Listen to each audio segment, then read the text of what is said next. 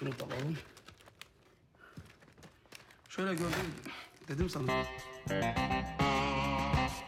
Über 2 Millionen türkische Gastarbeiter leben in der Bundesrepublik Deutschland. Weitgehend unbeachtet von den Medien hat sich diese türkische Bevölkerung eine eigene Kultur- und Musikszene aufgebaut, die inzwischen auch kommerziell nicht unbedeutend ist. İbrahim Tatlıses çıktığı zaman bütün mahallede, dükkanımda o gün ayakta düşün. Teyze bana 3 tane ver arkadaşa da. 315 tane plak okudum. 48 tane kaset okudum daha sonra. Ben burada gurbetçinin sesi oldum. Köln bülbülü Yüksel Özkazan. Aşkımı elimden alan Almanya, inan ki her şeyin yalan. Wo spielt sich nun konkret die Szene ab? Das bekannteste türkische Lokal Deutschlands ist zurzeit der Türkische Bazar in Berlin. Çarşılar çok güzel bir yer. Of. Kapılara kadar dolarlar. Altın yıllar. Yalan Almanya. Ortalıkta bir paralar havada uçardı, dökülürdü yani o zaman. Millette para var.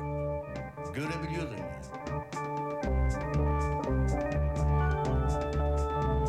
Berlin'de öyle bir tane şampanya, tek bir şişe açılmaz. Kartonlarla gelir. 5 karton, 10 karton, 15 karton. Her tarafından para çıkardı yani. Donundan bile para çıkardı. Millet oynadıkça para geliyor. Ve bunu 2 garson çatır çatır açarlar. Bitiremez. Allah belamı versin. Süpürgeyle para, bahşiş topladım biliyor. Und dann kommt Solingen. Eine ganze Familie, 5 Tote, 3 Schwerverletzte nach dem Anschlag.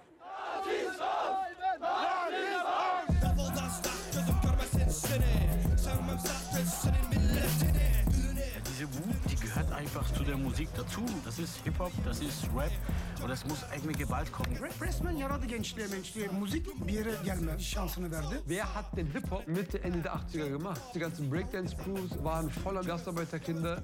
Wenn ich hier lebe, dann möchte ich hier leben als Mensch und nicht als Arschloch. Wenn die uns diese Achtung nicht geben, dann müssen wir sie uns verschaffen. Oh, Germany.